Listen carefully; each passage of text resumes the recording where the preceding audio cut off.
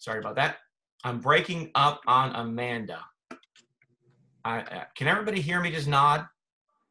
Okay. I don't know what it is about Pinecrest this morning. Denise, you guys can drive down the road. I'm only 10 minutes away. Just come hang out here. We'll do the lesson together. As long as you don't have COVID-19, we're good. You know, I won't get it. You won't get it.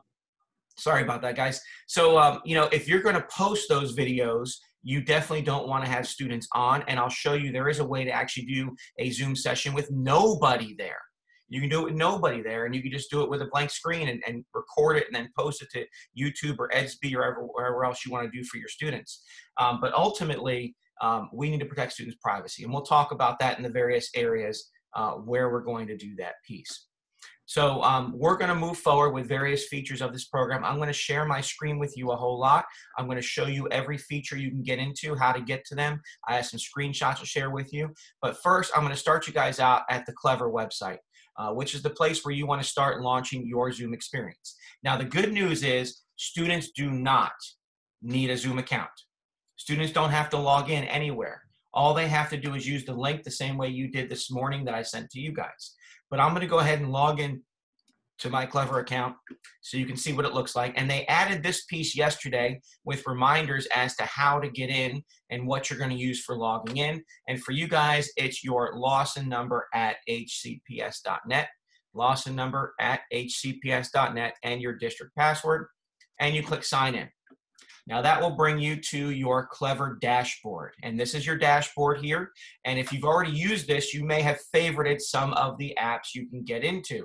Y'all know last spring I was at James, and so obviously iReady was a big one for me, Khan Academy, Common Lit. We were using Typing Club for my kiddos. These all became my favorites. I also favorited Zoom now that it's part of Clever. If you scroll all the way to the bottom where it says more apps, here's where Zoom is hiding now, and all you got to do is click on the little heart, and that will favorite it and put it back up at the top so you can find it very, very easily.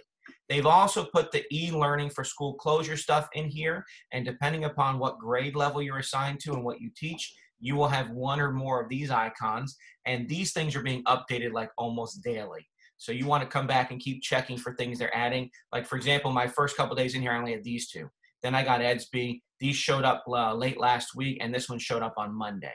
So they keep adding stuff on there and keep checking back, and they'll keep updating it. But the easiest way to get to Zoom is to go ahead and just click right here, click on Zoom. It will take you automatically to the Zoom login. It will log you in with your school district email and give you that upgraded account. You may get a prompt. You may get a prompt asking you, do you want to merge with Troy Suarez's account? Now, please know Troy Suarez is not a stalker.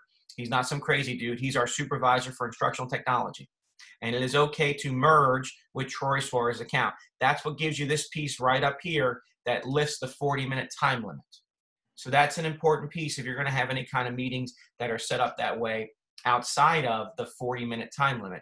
You may want to meet with your faculty, Mary Lou. You may want to meet with faculty, Denise, and have a conversation for more than 40 minutes. Or you may want to have a rolling faculty meeting where you bring each grade level in and just start one meeting. So you can do that now by not having that time limit. The dashboard here just kind of gives you your profile. Notice this is my district account where I can only fit 100 people. I have a basic account, and again, my time limit has been lifted. There are three things I want to show you on this website, three of the most important things for you to access. The first one is the Meetings tab. So when I click on that, you'll see I've created some meetings here already for Sunday. I'm going to create a new one with you guys today so you see what it looks like. So I'm going to click on Schedule New Meeting, and I'm going to call this My Fake Meeting 3. And you can laugh at me all you want. We all need a good laugh. So laugh at me about a fake meeting or laugh at me because you don't think I'm funny. Either way, it doesn't matter. I'm going to change the date, so I'm going to make this one on Sunday as well. I'm going to make it for 3:30 in the afternoon, and I'm going to make it for a 2-hour meeting. Now, all that matters on these three settings is the date. The other two items don't have to be as accurate because they're only calendaring features. So, for example, if I go on at 3:15, it will let me in. Our meeting today was scheduled for 8 o'clock, but I was letting Denise and Mary Lou and my son in at 7:45 so we can have a conversation ahead of time. Over here, duration, that's just for a calendar as well.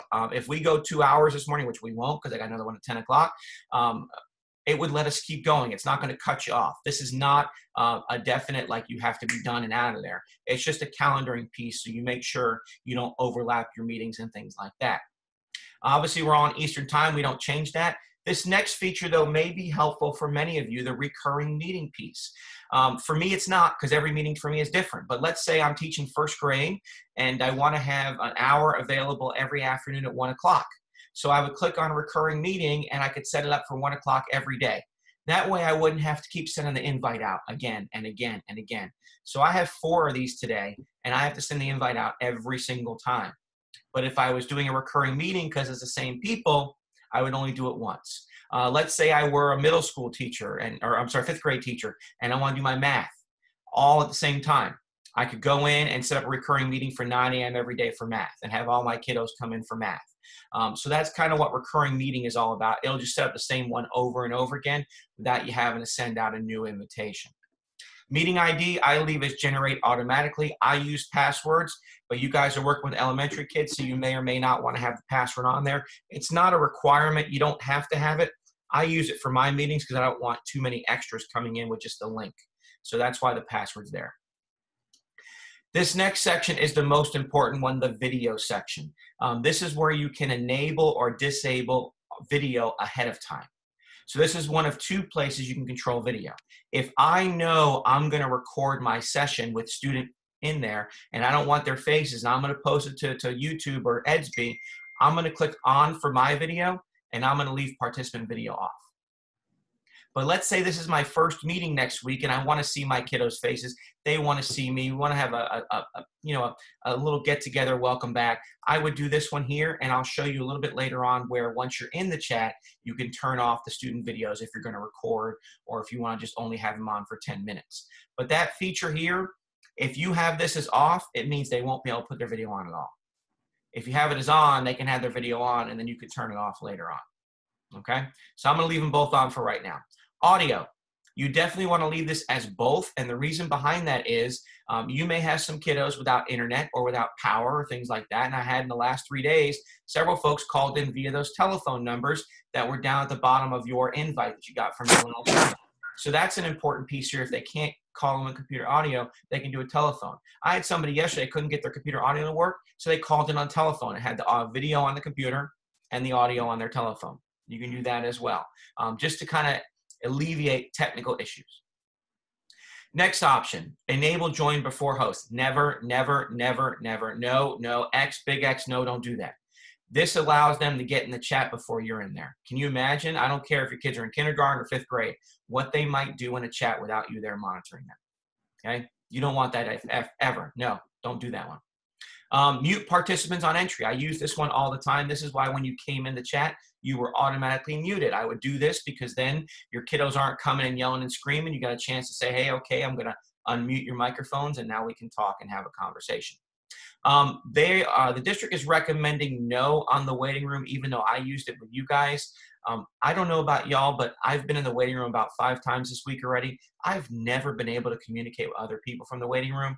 I leave this option up to you. What this means is I was able, for example, to let Jonathan and Mary Lou and Denise in early, and then I was able to admit you guys all later. So let's say I had one kiddo I had to talk to before everybody else came in. I could admit him or her, and then I could admit everybody else with the waiting room.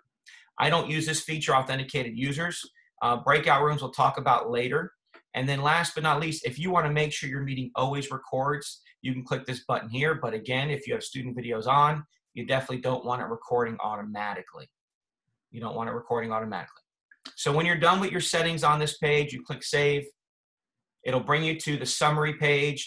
It shows you your MyFig meeting. It shows you your times. It gives you your calendar invites if you want to put it on a calendar. I have my meeting ID, my password, my link, and most importantly, I have the invitation. This is where you get the invitation. So I can click on this and notice I've got an invitation. I can copy it. And now I can go into Edsby, and on the feed, I can paste the invitation for the students. Or I can email both the parents and the students. I'm thinking of you guys, the primary teachers, where your parents might want to come on the first couple times that their kids are on, and they may have to work. They may be a first responder, may not be able to work from home. So that would be something you could do in Edsby as well. You can email it to them, or you can put it in the feed, which is right there when you go into Edsby, that first main page you get into. The one thing I would delete if I were you, this last line in the invitation, we haven't found a use for it yet. Find my local number. In fact, I tend to delete all of this part down here because any of these numbers will work for folks because most folks are calling a cell phone anyway and they don't have a long distance charge. But this information at the bottom is really useless and not helpful at all. All right, so also from this page, I can edit my meeting and I can start my meeting whenever I want to. The next piece I want to show you is settings, another very important section on settings. If you want to lock your settings in place, notice I was able to play with these two, and by default, mine are both off. But if I did this, when I start a new meeting, by default, my video will be on. If I do this, by default, my student video will be on, or participant video will be on. So I can do anything I want, leaving them that way. I can set default for any of these features. As you look down, you can play around with them. But the two you need to be aware of, the first one is right here let me get down to it.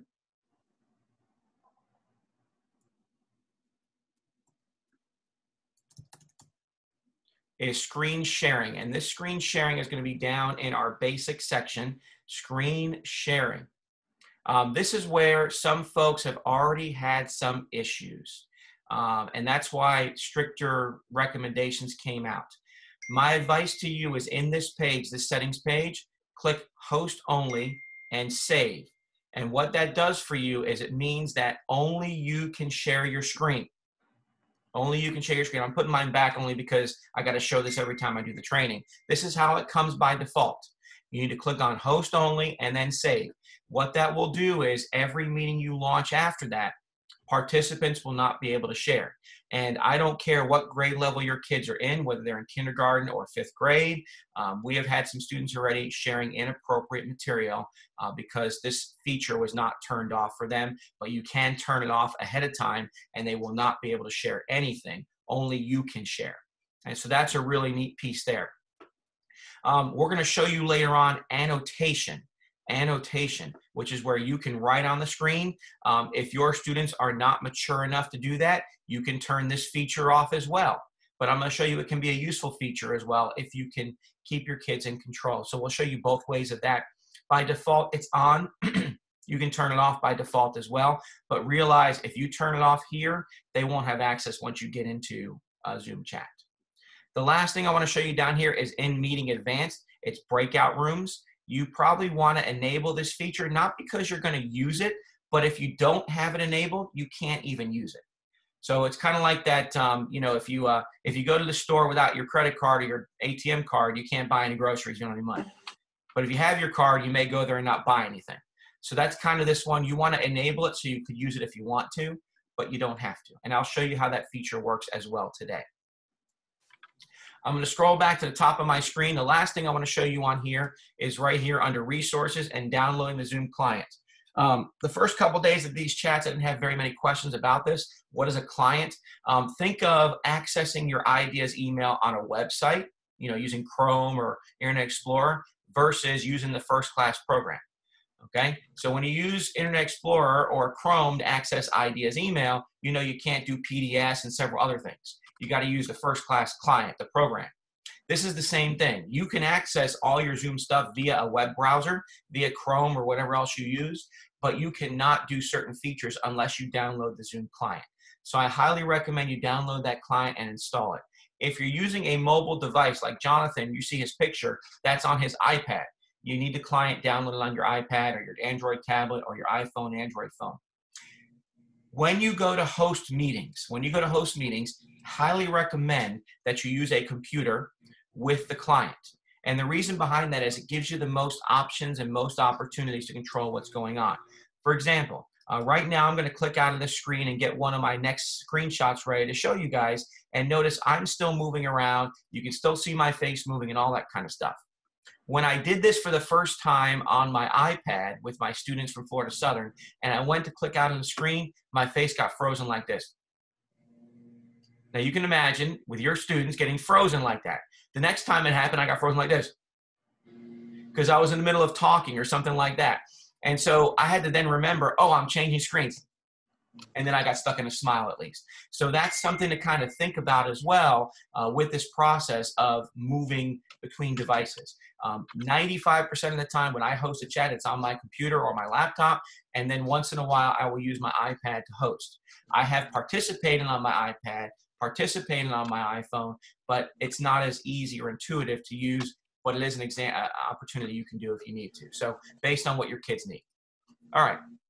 I'm going to stop that share. I'm going to bring us back to the main window. Depending upon what your setting is right now, you're seeing one of two things. You are either seeing me very, very large in your screen and a small picture of you, that's called speaker view, or you're seeing something that looks like the Brady Bunch. If you're seeing the Brady Bunch, you're in the gallery view. And Ashley Dukes, you were in the middle. You're, what was her name? Alice in the Brady Bunch? The maid? Yeah, you're Alice. So there you go. And it's kind of funny because Tara, you're Mrs. Brady, and I'm sorry, you're Mr. Brady, and Denise, you're Mrs. Brady, believe it or not. Yeah, where you guys are on my screen. So let me show you a couple of screenshots of what this all looks like from your side. So if you were hosting a chat, these are screenshots I took hosting a chat. So poor Jonathan got stuck in one of those weird poses yesterday when we did the screenshot. And this is that speaker view. So I can use this view, but the problem is every time someone else talks or takes the microphone, they take control. Go ahead, Jonathan, do it. Take control. Just talk. Oh, yeah. Hi. So some of you, if you're in speaker view right now, Jonathan may have popped up on your screen, and now I may be back on your screen. That's an important thing. So you can also go to gallery view. This is an example of gallery view with two of us in there. And here's what I was just seeing in gallery view. I find it much less intrusive, much less problematic, and I'm not making that person look really huge. Now, up in the if you're on a computer, top right-hand corner, see I've got speaker view here. That's where you'd want to click. And if you click that piece right there, that would allow you to go into this gallery view or speaker view. So play around with that for a second, figure out which one works best for you, and then we'll come back to the screen in a second, and I'm going to go over various menus with you. So that's an important feature of knowing which view you're in. What I want to do now is take you through each of the menus on your screen as the host. Now, you may not see these right now because none of you are hosting, only I am, but this is what I see at the bottom of my screen when we're in that big Brady Bunch kind of window. The first two things I see are mute and stop video. These are about your audio, the host audio. This is about your device. So it's where you can change your microphone, mess with your video. We'll go over each one in just a moment. Invite. Let's say I did not add all of you to the chat and somebody wants to add in, doesn't have the link. I would click the invite button and I can add people with a link. Manage participants. That's where I can look at who's in my chat. I can manage them. I can do every kinds of things. This is an example from yesterday where we had all these people in the chat, and you can see if they have a red line through it, that means it's off. So everybody's microphone was muted, but you see some people had their cameras on and some had them off. Next, you have the share screen button, and I'm going to spend a lot of time with that, and I'll show you all the features with it. Next, you have the chat button where you can see you guys have enabled the chat, so many of you are chatting back and forth with Jonathan. Next, you have the record button. You can start and stop your recordings. And then the breakout button, which I'll go over a little bit later on. And finally, a reaction button. And yes, there's only 2 reactions in the computer version, a thumbs up and a clap. I don't know why there's not more, but oh well. And last but not least, I have an end meeting button here. When I'm done, I can click end meeting and the meeting goes away. So that's the features that I see on my screen. What I'm going to do now is take you through each of the menus again and what they look like when you actually click on them. So the first one, and this is a Windows version of the actual audio one. So I'm going to zoom in a little bit for you guys so you can see it. And notice I've clicked the up arrow next to audio. You can all do this yourselves as well, and you will get a number of settings. You will be able to change microphones if you have more than one or want to use an external microphone. I saw in the video some of you guys are wearing a headset with a microphone. That's entirely up to you. I have not used one. My computer's done pretty well so far. Again, same thing for speakers. You can also test your speakers and microphone. For me, because I have an iPhone, I can switch to my phone audio and make my phone do the audio and call in as opposed to using my computer audio. So a lot of settings there for audio to play around with. And again, this one is only you, your device. The next one is the actual video one. And this is the example for my Mac. Now I work off a Mac. I use dark mode, so all my backgrounds are dark as opposed to being light. It's just easier on my eyes. That's why you see it looking very dark versus the previous one.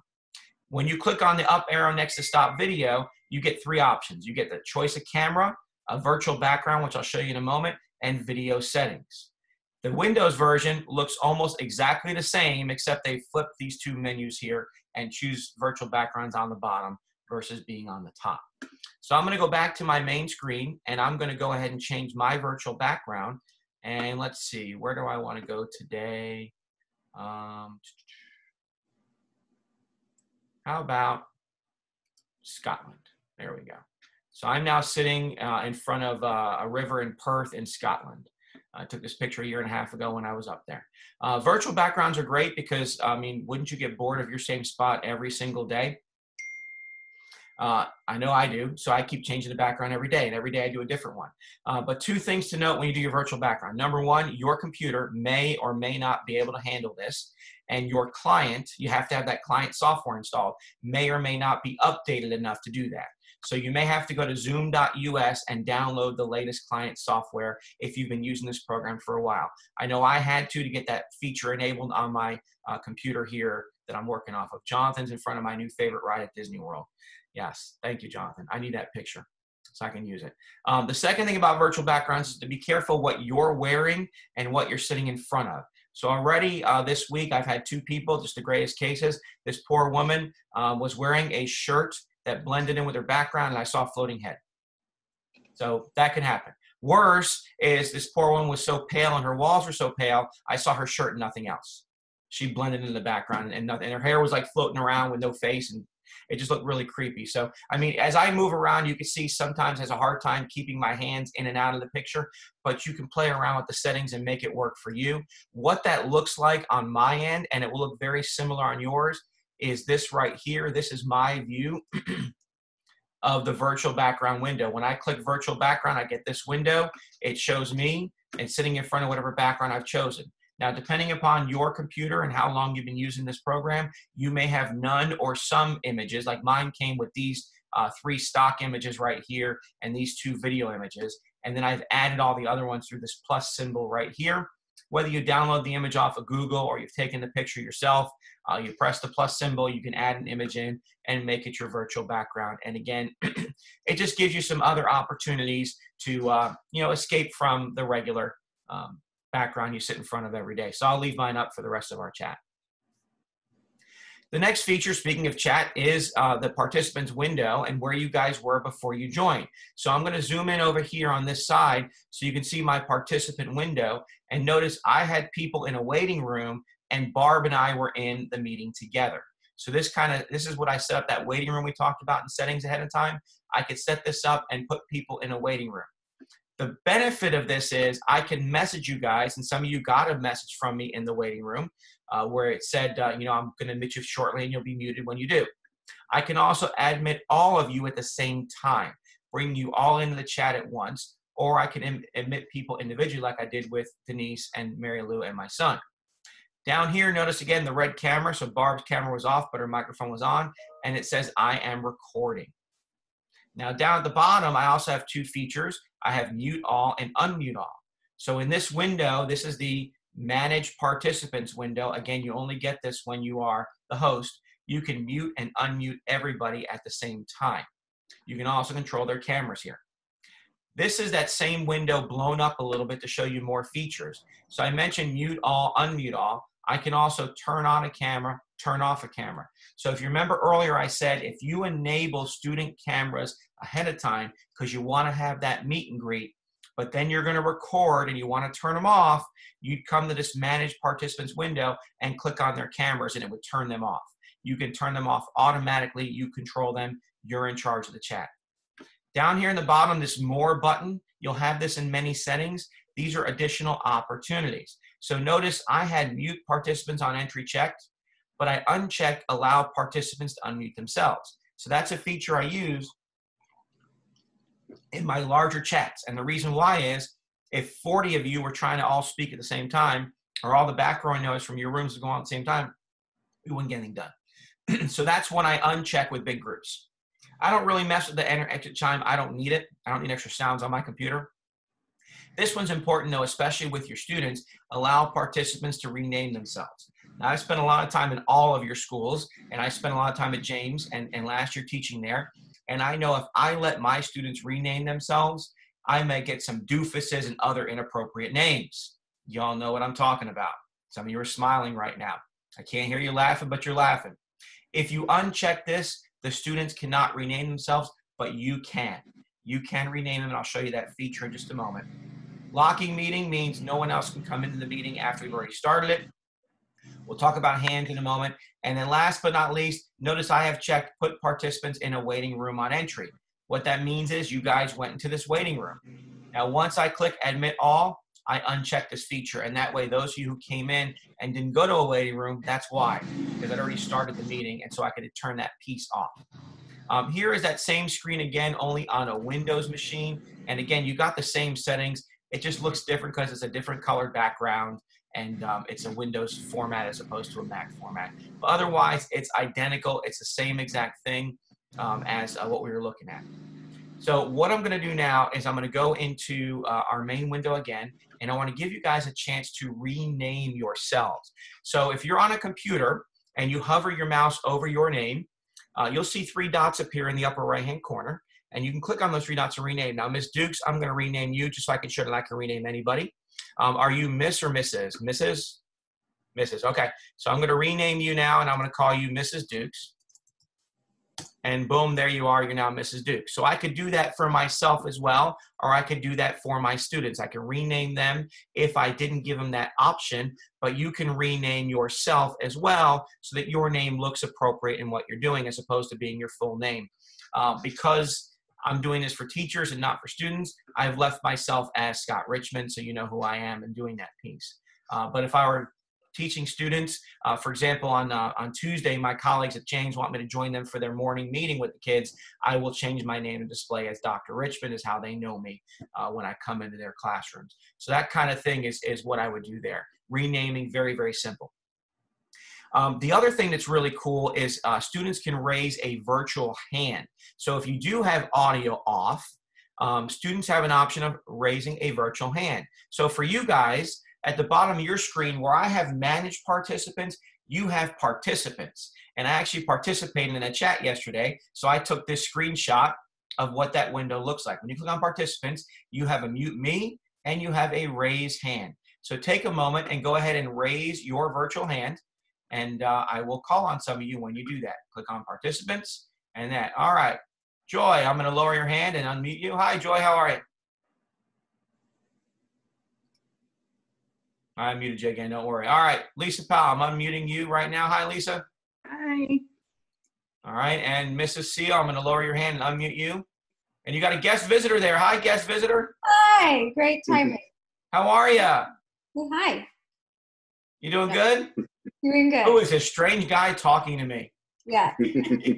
Well, All right. And Jody Stone, I'll lower your hand and unmute you as well. Hi, Jody. Oh, you got to unmute yourself. There you go. Oh, your microphone's not working. We just found an issue. We're going to get that one fixed. All right. So anyway, a great feature as well because, you know, if you've got only like 20 students on with you at a time or 25 students, like right now there's 46 of you in the chat. So I have 2 pages of Brady Bunch. But if I only had like 22 students, then I would be able to do that. And I saw a question pop up. Where's the raise your hand? In your bottom menu, you click on participants, and then you'll get the raise hand feature. If you're on a mobile device, it'll be at the top of your screen. And Jonathan's showing you guys that right now. Yeah, it's gonna be in the top right of your screen if you're on a mobile device like a tablet or a phone. It's gonna be under the more option, the 3 dots. It'll say raise your hand. That's also where you can find virtual background, the chat, and the reactions. All right. Next feature is my piece, what I see on my end. So this is what it looks like when somebody raises their hand and I hover over it. I can click on that to lower their hand, and then it'll go away till the next time when I use it. So a neat feature if your kids are muted, so you can actually unmute somebody and then go ahead and remute them when you're done talking to them. And that way only one kid has the floor at a given time. The next menu over is the chat feature, and that's this big piece here we opened up. And notice here, just Barb and I are here, and I've got a big chat window. I'm going to zoom in for you and show you what the chat looks like in a bigger version. So here is the chat And notice right now, I'm having a private conversation with Sam Weiss.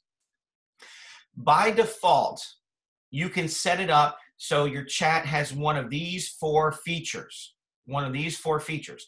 Now, the good news is once you've renamed everybody, notice it tells me who is talking. So I know who's doing that and who typed it. That's a nice feature. These menus are hierarchical, meaning that if I have no one checked, that means no one can chat but me. If I have host only, it means that they can communicate with me directly only, but not with anybody else. If I have everyone publicly, it means they can chat publicly and with me. And then the last one is one you definitely need to make sure is not checked, everyone publicly and privately. If this last one is checked, then they can actually message each other in the background and you can't see it. Very bad idea. Imagine, I don't care what grade your kids are, they can do some really, really bad stuff in the background when you're not there to monitor it. So I use the everyone publicly. Some of my colleagues have used host only. Just depends because even if you have host only, you as the host can always message everybody and say, the question was blah, blah, blah, and here's the answer. Here it is again in a Windows format. And again, you see the same menus, just a different color, a different look of things, but it's the same menus again that we were just looking at before in the chat feature. The next piece is sharing, and we already went over the sharing option when you were on the website. If you remember, I showed you how to turn off sharing for participants automatically. I highly, highly, highly recommend you do that. If for some reason you've forgotten, or you are on with a co-teacher and you want them to share something, you may have to enable that feature temporarily, and therefore the in-meeting piece would work for you. So in the middle of your screen, at the bottom or top, depending upon if you're on a mobile device or a desktop, you have a share screen button. It's normally green.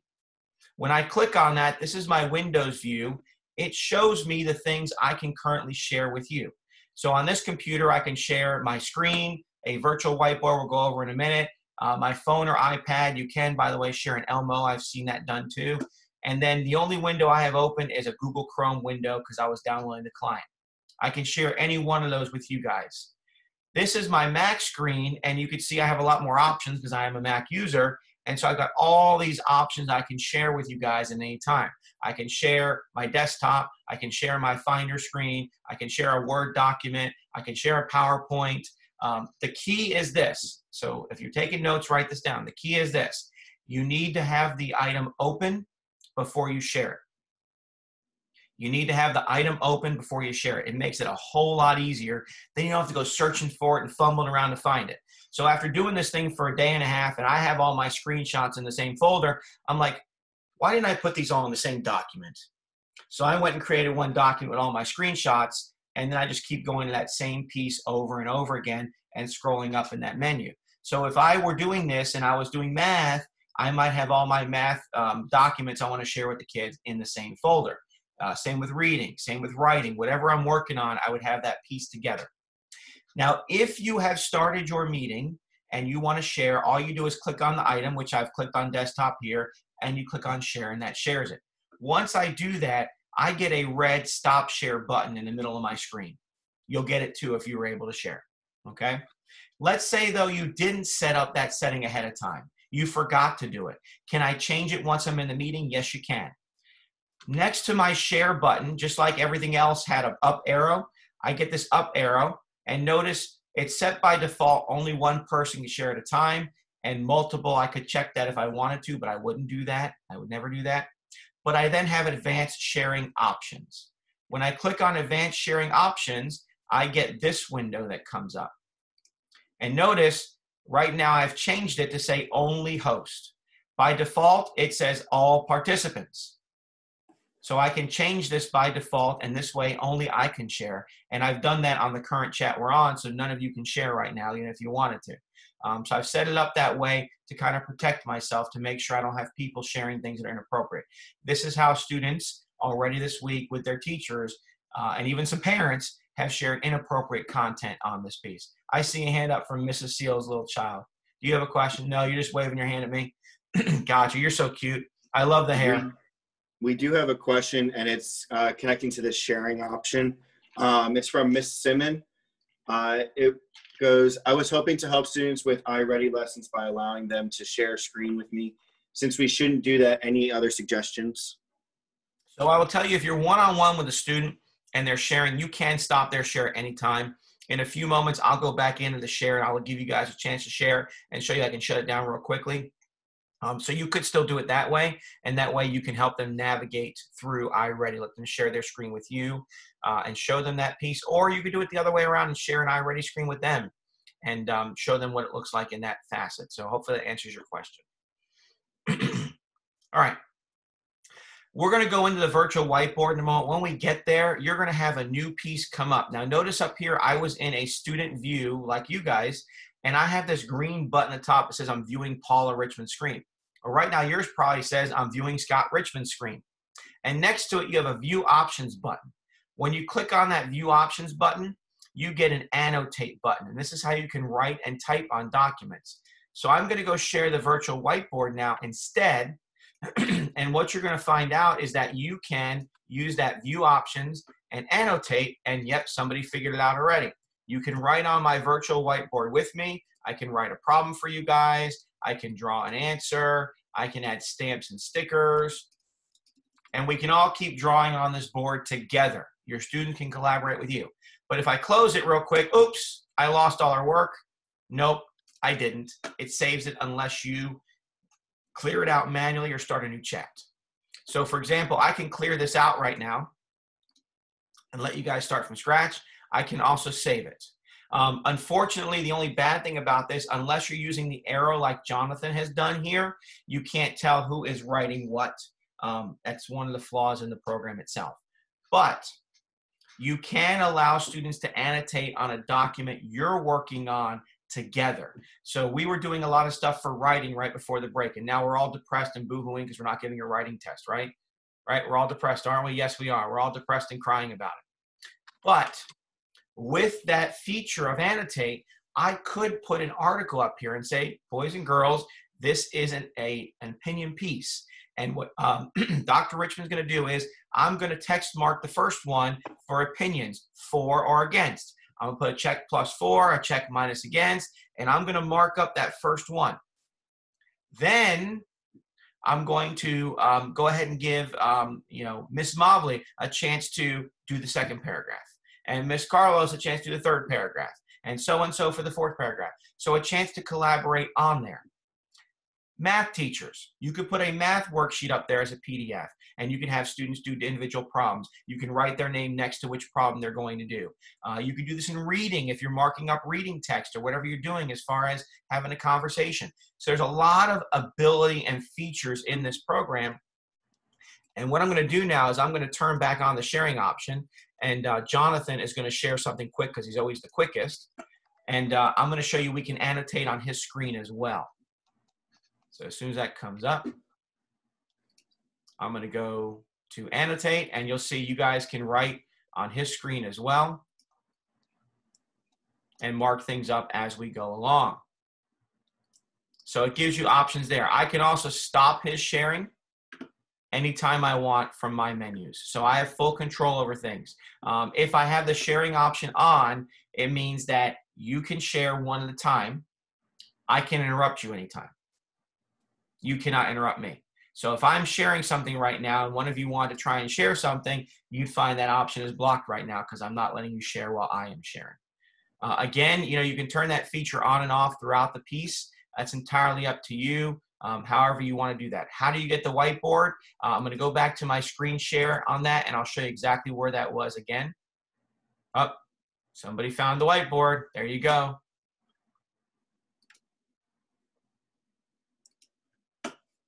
All right, let me turn that setting back off again just to make sure that nobody shares. But I'm going to show you the screenshot again of where that is found. So I'll show you both in the Windows version and the Mac version. So here is the Windows version. When you click on that share button, that green button, you get a virtual whiteboard right here that you can share with your students. This is my Mac version. Again, here it is, but in dark mode, so it's dark in color. And then you guys can go ahead and share on it like we were doing in this example here. Notice that annotate button there. You may have to train your kiddos how to do it.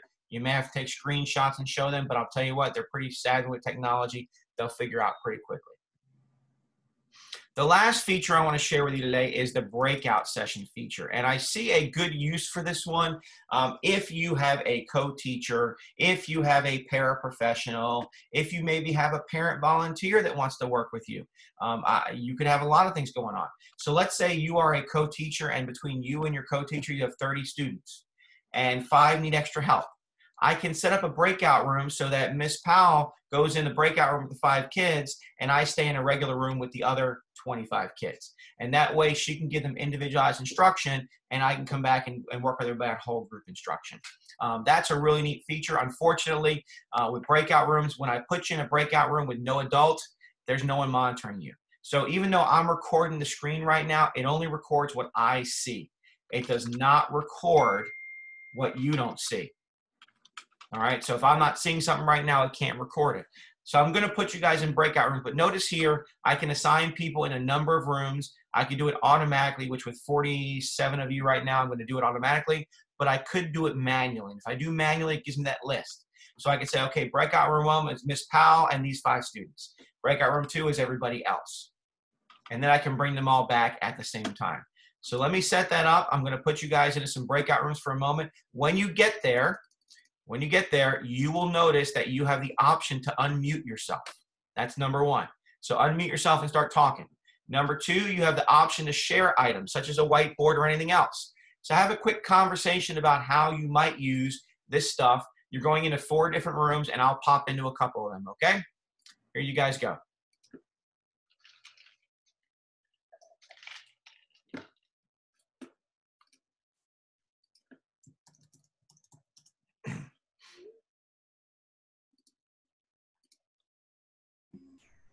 Hello, breakout room 1. Hi there. Oh, I found Jonathan too. All right, guys, you have a good time. I'll be back. Yep. Don't worry. Yeah. Hello, breakout room 2. Hi. Oh, we got some more kiddos. Hi, guys. Hi. How are y'all? Enjoying your Scott. staycation? It's awesome. Yeah, right. All right, I'm going to a different room. You guys have a conversation. Enjoy. I'll be back. Hello, breakout room 3. Hello, everyone. I can't hear you because Amanda's in here and I'm trying to use her sound and she's in a different breakout room, but I just wanted to say hello. Hi. I'm going to breakout room 4, guys. Oh, for them to fix the mic. Hello, breakout room 4. How are you guys? Good. Good, good, good. All right, I'm going to bring everybody back now, okay? Okay. Okay.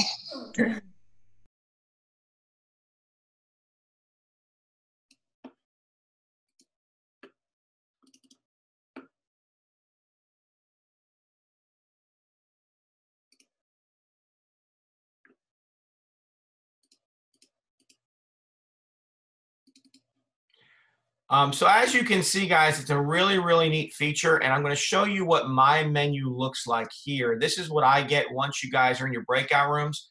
Notice it shows me who's in which room. So this is breakout room 3. At the time I was in breakout room 3. I can leave that room. I can join breakout room 1. And then, of course, I can close all rooms at the same time. So again, I think this is a very useful feature for us as educators, but I would be very cautious about using it with my students if I don't have enough adults to monitor what's going on in the various breakout rooms. Ironically, every room I went into either had one of the assistant principals with us, or my son was in there as a monitor. So that was lucky. But just something to know about, especially if you have a small enough group of kids and maybe someone to work with you and help you out. The last thing I want to show you is the recording piece. If you choose to record your chat, and of course I am recording this one, we'll send you guys a link to it. Once you are done with your chat and you end your chat, you get a window in your documents folder, a new folder called Zoom. And notice it has stored all my chats by date and time. It gives me an audio file. It gives me the chat, so the chat feature saves. And then it gives me a Zoom file as an MP4 that I can rename anything I want. So I'm renaming all of mine Zoom webinar, the date and time. Now, the beauty of this, ladies and gentlemen, is that this file is an MP4. And if you're not a techie or a tech geek like me, what that means is you can easily upload it. to YouTube, EdsB, TeacherTube, anywhere else you want to put it for your students to access. So I'm going to give you a couple of scenarios that may work for you. First of all, you do a video just like this. I see, Jonathan, you're muted. There we go. You do a video just like this, only there's no students. You have nobody on but you, and you just do the video and you show all the screens, you show them how to do something, and you record it. You save that. You post it to YouTube. You take that little link and you put it in EdsB in your feed. Great example of how your students can access a lesson from you and see their teacher at the same time, because it has a built-in recording feature as long as your computer has a camera. Option 2, you do your little fun meet and greet with the kiddos with the cameras on. You turn the cameras off. You conduct a lesson.